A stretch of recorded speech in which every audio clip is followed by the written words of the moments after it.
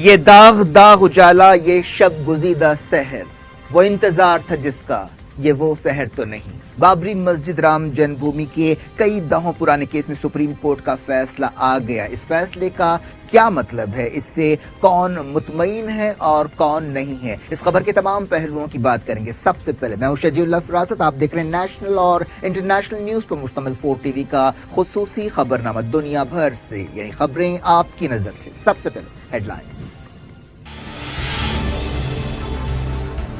बाबरी मस्जिद की जगह बनेगा मंदिर, मुसलमानों को दूसरे मकाम पर 5 एकड़ जमीन दी जाएगी। दहाकों पुराने केस में सुप्रीम कोर्ट का फैसला।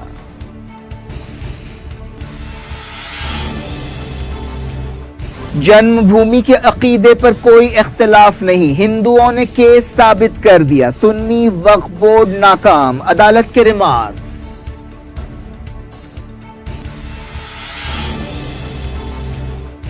बेंच ने कहा आर्कियोलॉजिकल सर्वे ऑफ इंडिया ने साबित कर दिया ढांचे के नीचे मंदिर था।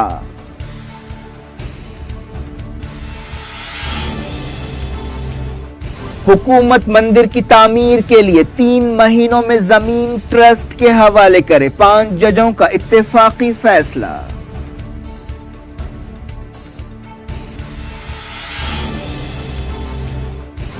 मोदी ने फैसले को नई सुबह करार दिया। भागवत ने कहा हार जीत की नजर से ना देखा जाए।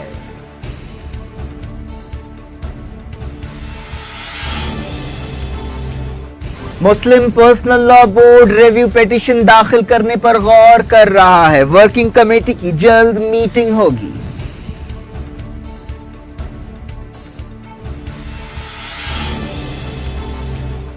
पूरी कौम हिंदू राष्ट्र बनने की राह पर, सुप्रीम कोर्ट सुप्रीम है, मासूम नहीं, असद ओवैसी का रिएक्शन।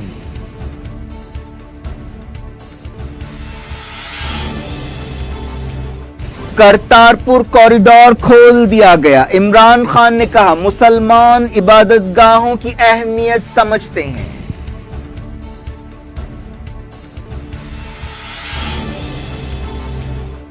ईरान ने गैर मुल्की ड्रोन मार गिराया, यूरेनियम अफजूदगी की सतह बढ़ा दी गई।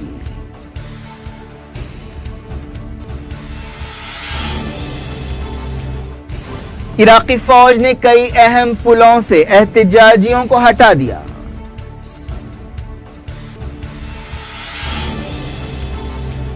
तुर्की और सीरिया के सिपाहियों के बीच सरहदी इलाकों में जबरदस्त लड़ाई।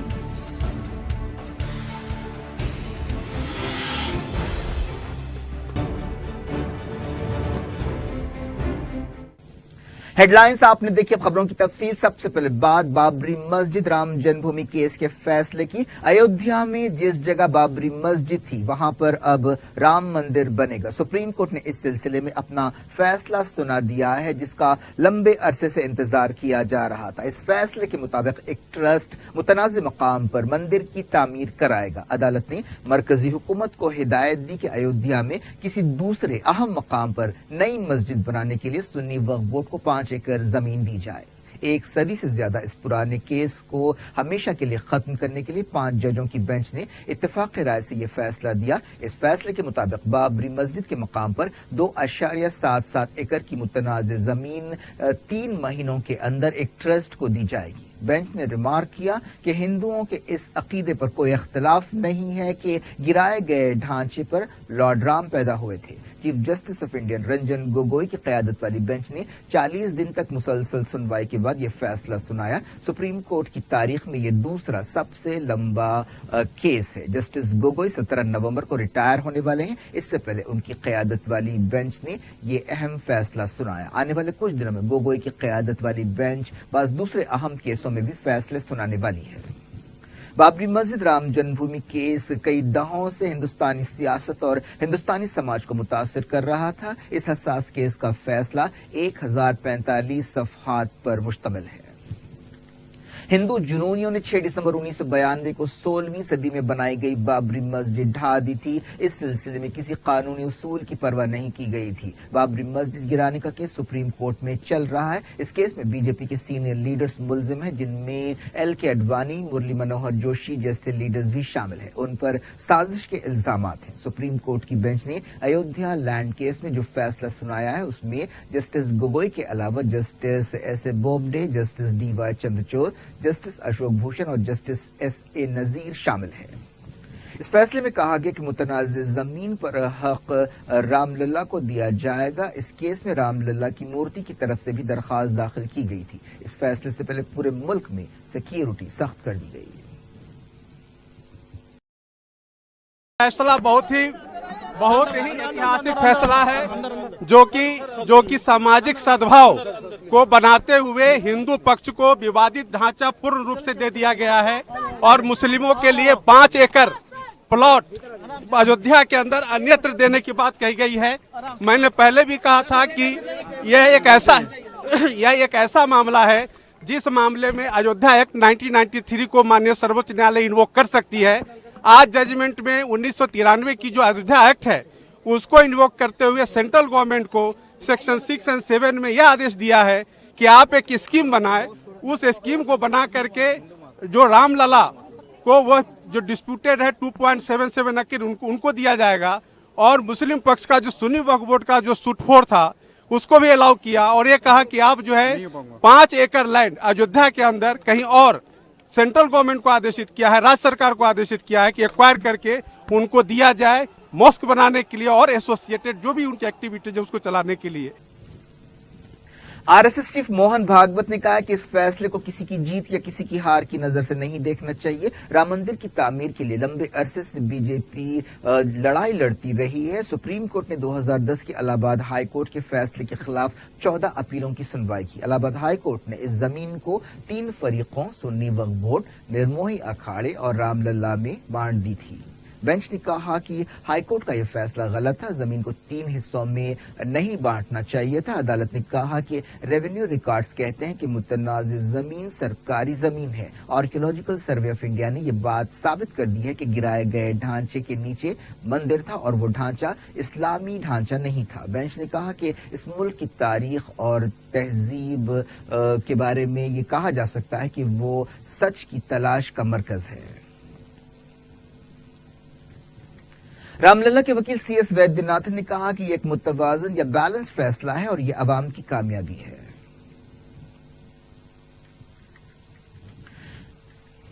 सुन्नी वक्फ बोर्ड जो इस केस का एक अहम फरीक है, कहा कि वो मुतमईन नहीं है और इस फैसले पर दोबारा गौर की दरखास्त करेगा। इस हवाले से अलग अलग खबरें आई हैं। बोर्ड के वकील जफरयाब जिलानी ने कहा है कि हमारे लिए इस फैसले की कोई अहमियत नहीं है, इस फैसले में कई झोल हैं। निर्मोही अखाड़े ने कहा कि फैसले के बारे में उसे कोई अफसोस नहीं है। वजीर दाखिला अमित शाह ने तमाम फरीकों से अपील की है कि वो फैसले को कबूल करें और अमन बरकरार रखें। उन्होंने अवाम से कहा कि वो एक भारत श्रेष्ठ भारत के पाबंद रहें। विश्व हिंदू परिषद के साबिक सदर प्रवीण तोगड़िया ने कहा कि रामलला की जन्मभूमि राम मंदिर के लिए खोल देने लाखों कारकुनों की कुर्बानी को नमन है। कई मुस्लिम रहनुमाओं ने अमन और हमाहंगी की अपील की है, लेकिन उन्होंने फैसले पर ताज्जुब का इजहार किया है। दारुल उलूम देवबंद के मोहतमिम मुफ्ती अबुल कासिम नुमानी ने कहा कि मेरे ख्याल में मस्जिद के हक में कई सबूत थे, लेकिन उन पर गौर नहीं किया गया। अयोध्या केस में फैसले के मौके पर मुल्क भर में सिक्योरिटी के दरमियान कौमी दारुल दिल्ली में और दूसरे कई मकामात पर 144 सेक्शन लगा दिया गया। चीफ जस्टिस रंजन गोगोई ने 45 मिनट तक फैसले की अहम बातें पढ़कर सुनाई। जिस वक्त फैसला सुनाया जा रहा था, करोड़ों लोग टेलीविजन से चिपके हुए थे और टेलीविजन को आंख और कान लगाए बैठे थे, या कई लोग मोबाइल फोन्स पर इस फैसले के बारे में जानकारी हासिल कर रहे थे। अदालत ने मुसलमानों को दूसरी जगह जमीन देने की हिदायत देते हुए कहा कि हिंदुओं ने अपना केस साबित कर दिया कि बैरूनी सहन पर उनका कब्जा था और यूपी सुन्नी सेंट्रल वक्फ बोर्ड अपना केस साबित करने में नाकाम रहा। अदालत ने कहा कि मुतनाज़ मकाम पर बैरूनी सहन में बड़े पैमाने पर पूजा होती थी और सबूतों से पता चलता है कि मुसलमान मस्जिद में जुमे की नमाज पढ़ते थे। इससे साबित होता है कि हिंदुओं ने इस जमीन पर अपने कब्जे को नहीं छोड़ा। अदालत ने यह भी कहा कि हिंदू मुतनाज़ मकाम को लॉर्ड राम की जन्मभूमि समझते हैं और मुसलमान भी उस जगह के बारे में ये बात कहते हैं। बेंच ने कहा कि सीता रसोई, राम चबूतरा और भंडार गृह उस जगह की मजहबी अहमियत का सबूत है। अदालत ने इसके साथ साथ ये भी कहा कि ये मिल्कियत का केस है और अकीदे की बुनियाद पर इसे साबित नहीं किया जा सकता, बल्कि ये सिर्फ तनाज़े का फैसला करने के लिए कुछ इशारे हो सकते हैं। वज़ीर-ए-आज़म नरेंद्र मोदी ने बाबरी मस्जिद राम जन्मभूमि केस का फैसला सामने आने के बाद हफ्ते की शाम कौम से खिताब किया। उन्होंने इस फैसले को हिंदुस्तान के लिए एक नई सुबह करार दिया। उन्होंने कहा कि फैसले को कबूल किया जा रहा है और इस फैसले की कबूलियत मुल्क में रवादारी के कल्चर का एक सबूत है। आज सुप्रीम कोर्ट ने एक ऐसे महत्वपूर्ण मामले पर फैसला सुनाया है जिसके पीछे सैकड़ों वर्षों का एक दीर्घकालीन इतिहास है। पूरे देश की ये इच्छा थी कि इस मामले की अदालत में हर रोज सुनवाई हो, जो हुई और आज निर्णय आ चुका है। दशकों तक चली न्याय प्रक्रिया और उस पूरी प्रक्रिया का अब समापन हुआ है। साथियों, पूरी दुनिया ये तो मानती ही है कि भारत दुनिया का सबसे बड़ा लोकतांत्रिक देश है। आज दुनिया ने ये भी जान लिया है कि भारत का लोकतंत्र कितना जीवंत है और कितना मजबूत है। फैसला आने के बाद जिस प्रकार हर वर्ग ने, हर समुदाय ने, हर पंथ के लोगों ने, पूरे देश ने खुले दिल से इसे स्वीकार किया है, वो भारत की पुरातन संस्कृति, परंपराओं और सद्भाव की भावना को प्रतिबिंबित करता है। भाइयों और बहनों, भारत जिसके लिए जाना जाता है और हम इस बात का गर्व से उल्लेख भी करते हैं, विविधता में एकता। विविधता में एकता, आज यह मंत्र अपनी पूर्णता के साथ खिला हुआ नजर आता है। इससे पहले वज़ीर-ए-आज़म मोदी ने ट्विटर पर कहा कि सुप्रीम कोर्ट के फैसले से अदालत के अमल पर अवाम का भरोसा मजबूत होगा। अपने बयान में उन्होंने कहा कि इस फैसले को जीत या हार के तौर पर नहीं देखना चाहिए। उन्होंने अवाम से अमन, इत्तेहाद और हम आहंगी बरकरार रखने की अपील की। उन्होंने कहा कि सुप्रीम कोर्ट का फैसला कई वजूहात की बिना पर अहम है। इससे साबित होता है कि तनाज़े को कानूनी अमल के जरिए हल किया जा सकता था। वज़ीर-ए-आज़म ने कहा कि हर फरीक को अपनी दलीलें पेश करने के लिए काफी वक्त और मौका दिया गया और सुप्रीम कोर्ट ने खुशगवार अंदाज में कई दहाकों पुराना केस हल कर दिया। उत्तर प्रदेश सुन्नी सेंट्रल वक्फ बोर्ड के चेयरपर्सन जफर अहमद फारूकी ने कहा है कि सुप्रीम कोर्ट के फैसले को चैलेंज करने का वो कोई इरादा नहीं रखते। उन्होंने कहा कि हम इस फैसले को वेलकम करते हैं। बोर्ड इसे चैलेंज करने का कोई इरादा नहीं रखता। फिलहाल इसका जायजा लिया जा रहा है, जिसके बाद बोर्ड एक तफसीली बयान जारी करेगा। हालांकि इससे पहले बोर्ड के वकील जफरयाब जिलानी ने कहा कि हम मुतमईन नहीं हैं और दोबारा गौर की दरख्वास्त करेंगे। मजलिस इत्तेहादुल मुस्लिमीन के सदर और हैदराबाद के रुकन पार्लियामेंट असदुद्दीन ओवैसी ने सवाल किया कि अगर बाबरी मस्जिद को ढाया नहीं जाता तो क्या फैसला आता। मुसलमानों को दूसरी जमीन देने के सुप्रीम कोर्ट के फैसले को रद्द करते हुए उन्होंने कहा कि पूरी कौम हिंदू राष्ट्र बनने की राह पर है। उन्होंने कहा कि मुझे डर है कि कई दूसरी मस्जिदों पर भी संघ परिवार अपना दावा करेगा। सदर मजलिस ने कहा कि मुसलमानों के साथ इम्तियाज हुआ है और कोई इसकी तरदीद नहीं कर सकता। हम हमारे कानूनी हक के लिए लड़ाई लड़ रहे हैं। ओवैसी ने कहा कि सुप्रीम कोर्ट सुप्रीम है, लेकिन ऐसा नहीं है कि उससे गलती नहीं हो सकती। उन्होंने कहा कि हमें खैरात में 5 एकड़ की जमीन नहीं चाहिए। असद ओवैसी ने कहा कि मस्जिद पर कोई सौदा नहीं किया जा सकता। शरीयत के एतबार से वहां मस्जिद थी और हमेशा रहेगी। जिन्होंने बाबरी मस्जिद को डिमोलिश किया, शहीद किया 6 दिसंबर 1992 को, आज उन्हीं को ये बोलिए ट्रैवेस्टी कहिए, क्या कहिए, किस्मत कहिए कि आज उन्हीं को सुप्रीम कोर्ट कह रहा है कि ट्रस्ट बनाकर वहाँ पर आप मंदिर का काम शुरू करिए। मेरा मानना यह है कि अगर बाबरी मस्जिद 6 दिसंबर को शहीद नहीं होती तो क्या फैसला लेता कोर्ट? फैसला क्या आता अगर मस्जिद वहाँ पर रहती? क्योंकि सुप्रीम कोर्ट ने आज क्योंकि 1045 पेजेस का जजमेंट है, उसमें टाइम लगेगा पढ़ने के लिए। सुप्रीम कोर्ट ने कहा है कि उस सुप्रीम कोर्ट ने जिक्र किया अपने जजमेंट में बाबरी मस्जिद के शहादत का, डिमोलिशन का, कि वो क़ानून के ख़िलाफ़ था। तो अगर बाबरी मस्जिद शहीद नहीं होती तो क्या फ़ैसला आता? बताइए आप, फ़ैसला क्या आता? नहीं मालूम मुझे। फिर भी सुप्रीम कोर्ट सुप्रीम है, मगर इनफेलेबल नहीं है। इसका मतलब क्या? सुनिए।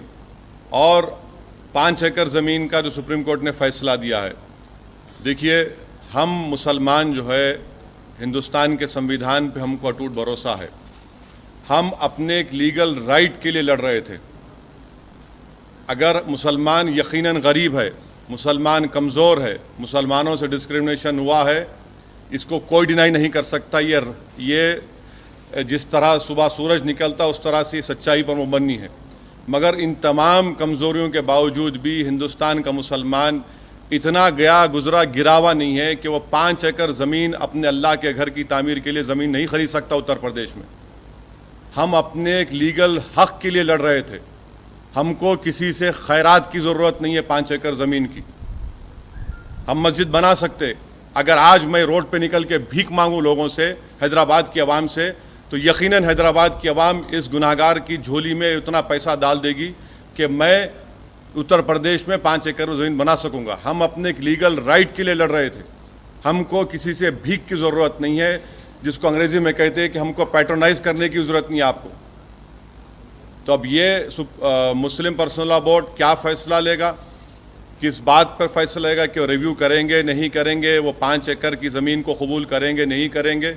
मेरी ज़ाती राय ये है कि हमको 5 एकड़ के इस ऑफ़र को रिजेक्ट करना चाहिए। हमारी लड़ाई एक लीगल राइट की लड़ाई थी और सुप्रीम कोर्ट सुप्रीम ज़रूर है मगर इनफेलेबल नहीं है। ये किसने कहा था? ये जस्टिस जे.एस. वर्मा ने कहा था, जिसको बीजेपी वाले और हिंदुत्वा जहन रखने वाले बड़ी बड़ी बातें करते हैं। आखिरी बात यह है कि मेरा मानना यह है कि मुल्क जो है अब हिंदू राष्ट्र के रास्ते पर जा रहा है। संघ परिवार बीजेपी अयोध्या से इसको शुरुआत करेगी। एनआरसी, सिटीज़न अमेंडमेंट बिल, ये तमाम चीज़ें ऐसी हैं जो बीजेपी इसको इस्तेमाल करेगी। और मैं उन तमाम हिंदुस्तान के हिंदुस्तानियों से अपील कर रहा हूँ जिनको हिंदुस्तान पर नाज है, फ़ख्र है। यकीनन आपको मुझसे नफ़रत होगी, आप मेरी राय से मुत्तफ़िक़ होंगे या नहीं होंगे सियासी तौर पर, मगर मैं आपको मुतनब्बे कर रहा हूँ कि आप देख लीजिए मेरी एक एक बात सच साबित होगी। ये तमाम चीज़ें होने वाली हैं उस मुल्क में और ये हम समझते हैं कि ये जो फ़ैसला आया है, जो पर्सनल लॉ बोर्ड ने कहा कि सेटिस्फैक्ट्री नहीं है। कोर्ट ने माना है कि एएसआई की रिपोर्ट में ये नहीं कहा गया कि वहाँ पर मंदिर थी, कोर्ट ने माना उसको। और फिर कोर्ट ने ये भी कहा कि मस्जिद के अंदर हमने इबादत की वहाँ पर। अब ये समझ में नहीं आया कि 142 का जो exercise of power supreme court ने किया, ये बड़ा गैर मामूली है। सुप्रीम कोर्ट ने 142 कॉन्स्टिट्यूशन के आर्टिकल का इस्तेमाल करते हुए ये बात कही है और हम इससे सेटिस्फाइड नहीं है। सुप्रीम कोर्ट सुप्रीम ज़रूर है मगर इनफेलेबल नहीं है। सर, आपने ही कहा था कि पहले क्या ये फैसला, क्या नहीं सुनिए, क्या ये फैसला भाईचारगी के लिए आया है? इंसाफ जब होता है तो इंसाफ ये नहीं देखता, इंसाफ ये देखता है कि टाइटल के ऊपर होता है, जस्ट बहुत सी चीज़ों पर होता है। कौन कह रहा है कि हम भाईचारगी के खिलाफ हैं? यानी ये हो गया कि 6 दिसंबर को 92 को जो डेमोलिशन हुआ था, तो आप अगर कल बताइए, अभी काशी मथुरा का चल रहा है, गो जजमेंट में सुप्रीम कोर्ट ने 1991 के उस एक्ट का जिक्र किया है, एक्ट का जिक्र किया है। मगर आपको मैं बता रहा हूं, ये संगी लोग क्या बोलेंगे अब? प्राइम मिनिस्टर के कॉन्स्टिट्यूंसी में मस्जिद है वो, ये लोग जाके बोलेंगे कि हाँ 91 का एक्ट हम मानते हैं मगर उसके तहखाने पर हमारा हक है। लखनऊ में टीले वाली मस्जिद है, बोलेंगे मस्जिद ने, मस्जिद का जो सामने आंगन है उस पर हमको झगड़ा है। और फिर 89 में पालनपुर में बीजेपी ने रेजोल्यूशन पास किया था राम मंदिर का। 1960 में विश्व हिंदू परिषद के 60s में एस्टैब्लिशमेंट हुआ, उस वक्त राम मंदिर नहीं था। अब ये मुझे डर इस बात का है कि ऐसे कई मसाजिद हैं जिस पर संघ परिवार के लोग बोलते हैं कि हमारा उस पर वहां पर की जमाने में मंदिर थी। तो ये आज का जो फैसला आया है, फेथ की विक्ट्री हुई है फैक्ट्स के ऊपर। मगर जहां तक मेरी बात है, मैं अपनी नस्ल को बताऊंगा कि जब तक तुम जिंदा रहोगे बताना कि 6 दिसंबर के दिन क्या हुआ था। क्योंकि जो 6 दिसंबर के दिन हुआ वो मुसलमानों का मसला नहीं, वो भारत की सेकुलरिज्म को, भारत की भाईचारगी को, उसकी बुनियादों को हिला कर रख दिया गया था। ये हम बताते रहेंगे। ये उस दिन जो हुआ वो वैंडलिज्म नहीं था, अंडरस्टेटमेंट है वैंडलिज्म बोलना। कोई बढ़ाने की बात नहीं है। क्या महात्मा गांधी को मारने वालों को भूल जाएं हम? नाथुराम गोडसे को कंडम ना करें? हम भूल जाएं महात्मा गांधी के मर्डर को? हम भूल जाएं बाबरी मस्जिद को? हम भूल जाएं 84 में सिखों को जो मारा गया था? भूल जाएं इन सबको। आज महात्मा गांधी के पोतरे तुषार गांधी का ट्वीट है, अगर उनका है तो नहीं मालूम, देख लीजिए क्या कहा उन्होंने, देख लीजिए उन्होंने क्या कहा। उन्होंने, उनसे सवाल करेंगे आप कि तुमने उस तरह का ट्वीट क्यों किया। यकीनन हमको तकलीफ है, इससे कोई मैं छुपा नहीं रहा हूं और मैं मक्कारी की बात नहीं करूंगा। मैं खुल के कह रहा हूं कि हमको तकलीफ है, हम मुतमईन नहीं है। दिल्ली की जामा मस्जिद के शाही इमाम अहमद बुखारी ने फैसले को कबूल करने की जरूरत पर जोर दिया। उन्होंने कहा कि मुसलमान मायूस हैं, लेकिन हम चाहते हैं कि यह मसला हमेशा के लिए खत्म हो जाए। मुस्लिम पर्सनल लॉ बोर्ड ने अवाम से अमन और आश्ती बरकरार रखने की अपील की और बताया कि वो रिव्यू पिटीशन दाखिल करने पर गौर कर रहा है। बोर्ड के सेक्रेटरी जफर याब जिलानी ने एक प्रेस कॉन्फ्रेंस से खिताब करते हुए कहा कि हम सुप्रीम कोर्ट की बाज बातों से मुतमईन नहीं है। हम सुप्रीम कोर्ट की इज्जत करते हैं, लेकिन इज्जत और एहतराम के साथ फैसले के बाज पहलुओं से इख्तलाफ करते हैं। जिलानी ने कहा कि वो फैसले का जायजा लेंगे और इस पर दोबारा गौर की दरखास्त कर सकते हैं। उन्होंने कहा कि अंदरूनी सहमति दूसरे फरीक को दे दिया गया, ये इंसाफ नहीं है। उन्होंने कहा कि बोर्ड की वर्किंग कमेटी की एक मीटिंग जल्द होगी जिसमें इस पर गौर किया जाएगा। जो भी कानूनी रास्ता हमारे सामने बचा है हम उसे इख्तियार करेंगे। जिलानी ने इसके साथ साथ ये भी कहा कि फैसले के बाद पहलुओं से मुल्क का सेक्युलर ढांचा बेहतर बनाने में मदद मिलेगी। उन्होंने कहा कि हम उम्मीद करते हैं कि इस फैसले के बाद हिंदुस्तान में किसी दूसरी मस्जिद को नहीं छुआ जाएगा।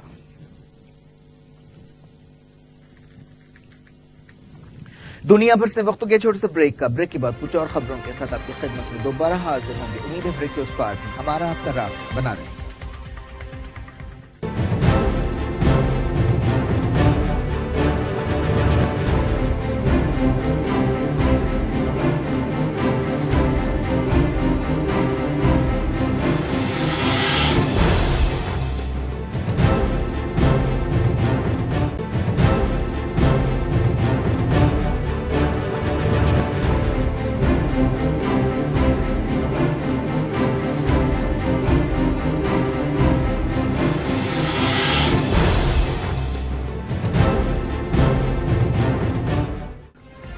आप देख रहे हैं आपका पसंदीदा खबरनामा दुनिया भर से। मैं शजीउल्लाह फिरास। खबरनामे में हम आपके इलाके दुनिया की गोशे गोशे से आप की पसंद और दिलचस्पी की खबरें। आगे बढ़ने से पहले हेडलाइंस एक बार।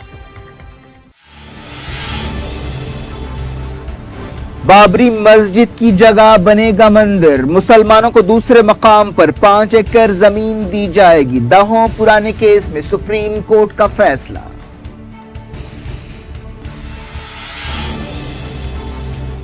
जन्मभूमि के अकीदे पर कोई इख्तिलाफ नहीं, हिंदुओं ने केस साबित कर दिया। सुन्नी वक्फ बोर्ड नाकाम, अदालत के रिमार्क।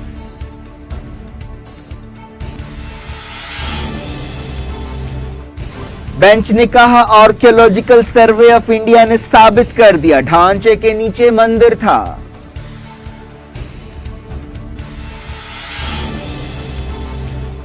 हुकूमत मंदिर की तामीर के लिए 3 महीनों में जमीन ट्रस्ट के हवाले करे, 5 जजों का इत्तेफाकी फैसला।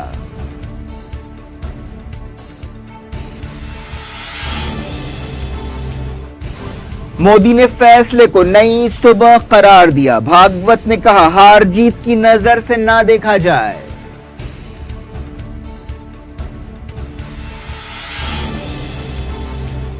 मुस्लिम personal law board review petition दाखिल करने पर गौर कर रहा है। वर्किंग कमेटी की जल्द मीटिंग होगी।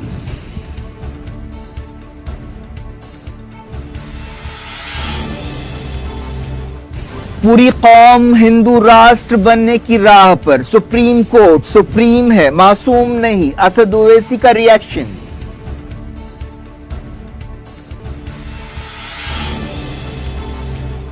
करतारपुर कॉरिडोर खोल दिया गया, इमरान खान ने कहा मुसलमान इबादतगाहों की अहमियत समझते हैं।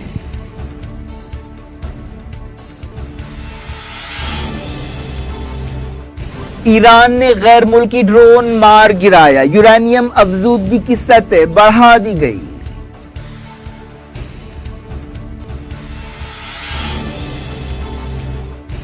इराकी फौज ने कई अहम पुलों से एहतजाजियों को हटा दिया।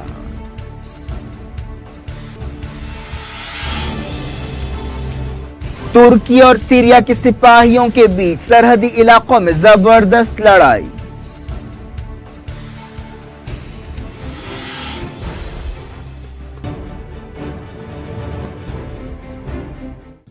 बुलेटिन के इस हिस्से में पहले इंटरनेशनल न्यूज। ईरान ने यूरेनियम की अफजूदगी की सतह बढ़ा दी है। Atomic Energy Organization of Iran के चेयरमैन ने तस्दीक की है कि फर्दू प्लांट में तकरीबन उस सतह पर यूरेनियम अफजूदा किया जा रहा है जो न्यूक्लियर डील से पहले थी। तेहरान में प्रेस कॉन्फ्रेंस से खिताब करते हुए बहरोज कमालवंदी ने, जो ईरान के न्यूक्लियर इदारे के चीफ हैं, कहा कि इस सतह को आहिस्ता आहिस्ता बढ़ाया जाएगा। उन्होंने कहा कि अमेरिका की तरफ से न्यूक्लियर समझौते की खिलाफ वर्जियों के जवाब में ईरान ऐसा कर रहा है।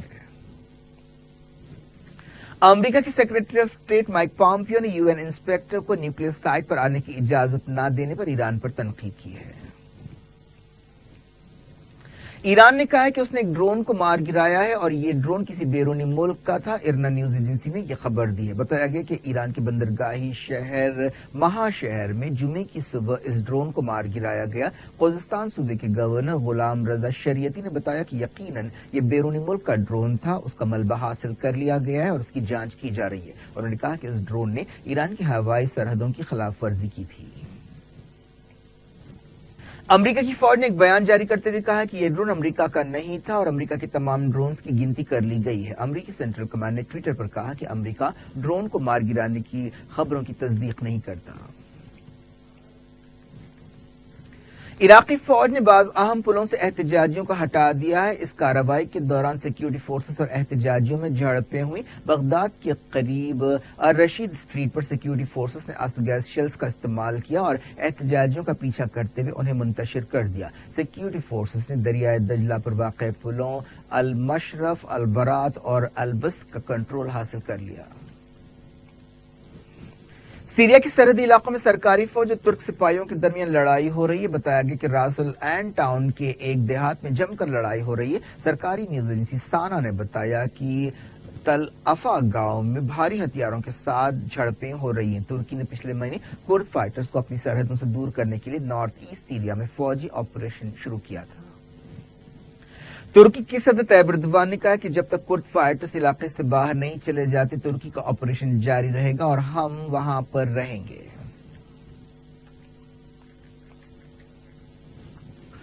हिंदुस्तान और पाकिस्तान के पंजाब में सिखों के दो मुकद्दस मकामात को जोड़ने वाली करतारपुर राहदारी का इफ्तिताह हो गया और हिंदुस्तान से पहला जत्था पाकिस्तान रवाना हो गया। वजीर-ए-आज़म नरेंद्र मोदी और पाकिस्तानी प्राइम मिनिस्टर इमरान खान ने अपने अपने मुल्कों में इस राहदारी का इफ्तिताह किया। मोदी ने 500 हिंदुस्तानी यात्रियों के पहले जत्थे को झंडी दिखाकर रवाना किया। इस जत्थे में साबिक वजीर-ए-आज़म मनमोहन सिंह और मरकजी वजीर हरसिमरत कौर बादल शामिल हैं। इस मौके पर पाकिस्तानी वजीर-ए-आज़म इमरान खान ने कहा कि करतारपुर राहदारी खित्ते में अमन के लिए पाकिस्तान के अहद का सबूत है। हिंदुस्तान के गुरदासपुर के डेरा बाबा साहब को इस राहदारी के जरिए पाकिस्तान के गुरुद्वारा करतारपुर साहब से जोड़ा गया है। इमरान खान ने कहा कि आज हम सरहद नहीं बल्कि सिखों के लिए हमारे दिल खोल रहे हैं। इमरान खान ने कहा कि मुसलमान मजहबी मकामात और इबादतगाहों की अहमियत और उनके तकद्दुस को समझते हैं। इमरान खान ने उम्मीद जाहिर की कि करतारपुर राहदारी के इफ्तिताह के बाद हिंदुस्तान के साथ पाकिस्तान के ताल्लुकात बेहतर होंगे। कोई 10,000 सिख यात्री इफ्तिताही तकरीब के मौके पर करतारपुर में जमा हुए।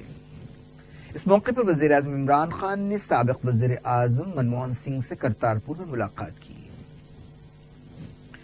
वजीर-ए-आज़म नरेंद्र मोदी ने कहा कि करतारपुर कॉरिडोर और इंटीग्रेटेड चेक पोस्ट खोलने से दोहरी खुशी आएगी। वो करतारपुर राहदारी के इफ्तिताह के बाद गुरदासपुर में डेरा बाबा नानक में खिताब कर रहे थे। उन्होंने कहा कि करतारपुर राहदारी खोलने के बाद दरबार साहब गुरुद्वारे में हाजिरी देना आसान हो जाएगा और उन्होंने हिंदुस्तान के जज्बे और जज्बात को समझने पर पाकिस्तानी वजीर-ए-आज़म इमरान खान का शुक्रिया अदा किया।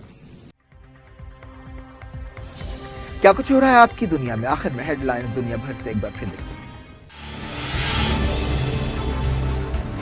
बाबरी मस्जिद की जगह बनेगा मंदिर। मुसलमानों को दूसरे मकाम पर 5 एकड़ जमीन दी जाएगी। दहों पुराने केस में सुप्रीम कोर्ट का फैसला।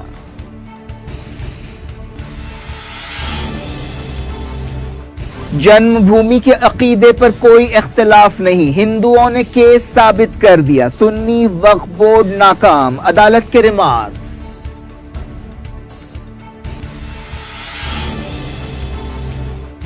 बेंच ने कहा आर्कियोलॉजिकल सर्वे ऑफ इंडिया ने साबित कर दिया ढांचे के नीचे मंदिर था।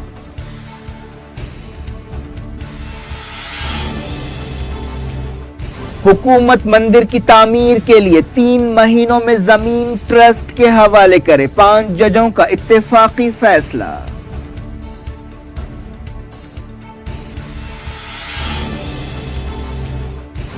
मोदी ने फैसले को नई सुबह करार दिया। भागवत ने कहा हार जीत की नजर से ना देखा जाए।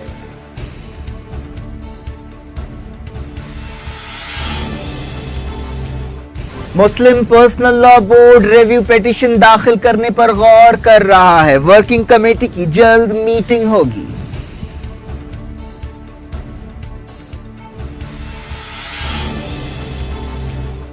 पूरी कौम हिंदू राष्ट्र बनने की राह पर। सुप्रीम कोर्ट सुप्रीम है, मासूम नहीं। असद ओवैसी का रिएक्शन।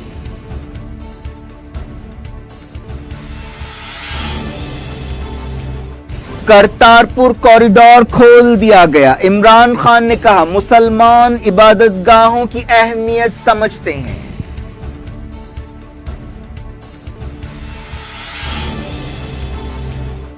ईरान ने गैर मुल्की ड्रोन मार गिराया। यूरेनियम अफजूदगी की सतह बढ़ा दी गई।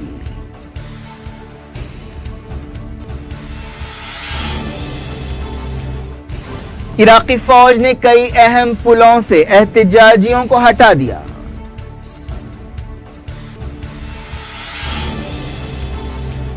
तुर्की और सीरिया के सिपाहियों के बीच सरहदी इलाकों में जबरदस्त लड़ाई।